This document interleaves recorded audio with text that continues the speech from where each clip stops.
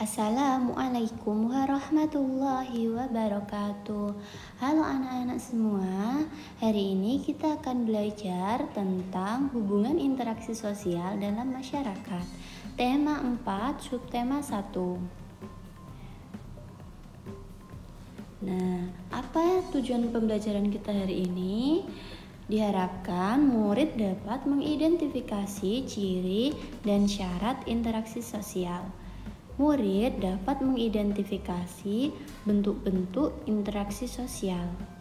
Dan yang terakhir, murid dapat menjelaskan bentuk-bentuk interaksi sosial di masyarakat. Interaksi sosial. Apa interaksi sosial? Nah, di pertemuan kemarin sudah Ibu bahas tentang apa itu interaksi sosial. Interaksi sosial merupakan hubungan timbal balik antar manusia atau bisa juga hubungan-hubungan sosial yang dinamis, menyangkut hubungan antar individu, antar kelompok maupun individu dengan kelompok. Apa sih tujuan interaksi sosial itu? Nah, tujuan interaksi sosial yang pertama untuk menjalin hubungan persahabatan. Yang kedua, menjalin hubungan dalam bidang-bidang tertentu dalam memenuhi kebutuhan hidup. Yang ketiga, dapat melaksanakan kerjasama yang saling menguntungkan. Membicarakan dan merundingkan suatu masalah dalam rangka untuk mencari solusi, dan yang terakhir meniru kebudayaan orang lain yang lebih maju. Ciri-ciri interaksi sosial. Setelah kita pahami apa itu interaksi sosial, nah kita bisa menilai apa sih ciri-ciri interaksi sosial. Yang pertama, melibatkan lebih dari satu orang. Dan yang kedua, adanya komunikasi antar pelaku dengan cara kontak sosial. Yang ketiga, maksud dan tujuan yang ditentukan jelas. Yang terakhir, terdapat dimensi waktu. Maksudnya masa lalu, masa kini, dan masa yang akan datang. Syarat-syarat interaksi sosial. Syarat-syaratnya yang pertama ada kontak sosial. Nah, kontak sosial ini bisa terjadi dua hal, yaitu kontak sosial langsung atau kontak fisik dan kontak sosial tidak langsung melalui alat komunikasi, sosial media atau media elektronik lainnya. Dan yang kedua yaitu komunikasi. Bentuk-bentuk interaksi sosial dalam masyarakat. Bentuk interaksi sosial ini ada dua macam, yaitu asosiatif, positif. Maksudnya interaksi sosial yang mengarah pada hal positif, hal yang membawa kebaikan, mengarah pada kerjasama. Interaksi sosial seperti ini akan menumbuhkan sikap toleransi, peduli, dan rasa saling memiliki. Yang kedua, disosiatif, yaitu negatif. Merupakan interaksi sosial yang mengarah pada hal negatif.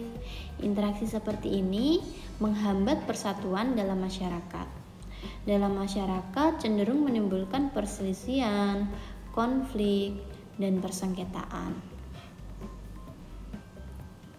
Jenis-jenis interaksi sosial Gilin menjelaskan ada 3 jenis interaksi sosial, yaitu interaksi antara individu dengan individu. Nah, interaksi ini terjadi saat dua individu bertemu, baik ada ataupun tidak ada tindakan ya anak-anak. Nah, individu itu sadar ada pihak lain yang menimbulkan perubahan pada diri individu tersebut akibat faktor-faktor tertentu. Contohnya, saling menyapa dan tersenyum ketika berpapasan di jalan. Interaksi antar individu dengan kelompok. Interaksi ini berbeda-beda sesuai dengan keadaan. Interaksi ini terlihat mencolok, terjadi benturan antara kepentingan perorangan dengan kepentingan kelompok. Seperti misalnya seseorang yang berorasi di podium sepak bola. Ada contoh lain, interaksi individu dan kelompok saat bu guru mengajar murid-muridnya di kelas gitu. Yang ketiga, interaksi antara kelompok dan kelompok. Kelompok merupakan satu kesatuan, bukan pribadi ya. Contohnya pertemuan antar ormas gitu.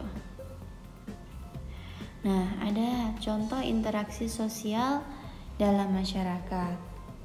Yang pertama ada transaksi jual beli. Dalam transaksi ini terjadi interaksi antara penjual dan pembeli, di mana terjadi tawar-menawar antara keduanya sehingga dicapai kesepakatan. Yang kedua, musyawarah desa. Dalam musyawarah desa, sekumpulan warga saling berinteraksi, saling memberikan pendapat, saling memberikan saran, saling memberikan sanggahan. Untuk apa? Untuk mencapai mufakat. Nah, biasanya desa itu mengadakan musyawarah untuk pemilihan ketua RT, RW, ataupun kepala desa. Selain itu, untuk membicarakan kegiatan warga dan penyelesaian masalah warga dengan cara musyawarah mufakat. Nah, jika tidak terjadi musyawarah mufakat, maka selanjutnya akan dilakukan voting. Yang ketiga, ada kerja bakti. Kerja bakti merupakan kegiatan fisik yang dilakukan secara bersama-sama. Nah, pada kegiatan ini terjadi interaksi antara warga untuk mencapai tujuan bersama. Apa tujuannya? Tentunya untuk menjaga lingkungan tetap bersih. Dan yang keempat, olahraga bersama. Olahraga bersama juga merupakan salah satu bentuk interaksi sosial di masyarakat. Adapun tujuannya untuk meningkatkan kesadaran warga akan pentingnya olahraga bagi kesehatan tubuh. Yang kelima, proses belajar mengajar. Proses belajar itu ada banyak bentuknya. Belajar formal dan informal. Kalau belajar formal itu belajar di sekolah, di universitas, di ruang seminar, atau lain sebagainya. Sedangkan kalau bentuk non formal seperti kursus ataupun les private. Dalam proses belajar mengajar itu terjadi komunikasi, interaksi, dan aktivitas saling memberi dan menerima antara murid dengan murid serta murid dengan guru, seperti itu ya. Dan yang terakhir itu tolong menolong. Nah, tolong menolong itu membantu tetangga yang sedang terkena musibah. Itu juga merupakan interaksi sosial ya nak ya. Dan meringankan beban sesama akan membuat interaksi sosial itu lebih erat. Nah, banyak contoh tolong menolong yang dapat kita lakukan di dalam kehidupan sehari-hari. Seperti misalnya ada tetangga kita yang sedang memperbaiki rumah gitu. Biasanya kita diminta untuk membantu gitu. Demikian yang dapat Ibu sampaikan. Semoga bermanfaat bagi kita semua, dan materi yang tadi sudah Ibu sampaikan semoga dapat dipahami anak-anak dengan baik. Terima kasih. Wassalamualaikum warahmatullahi wabarakatuh.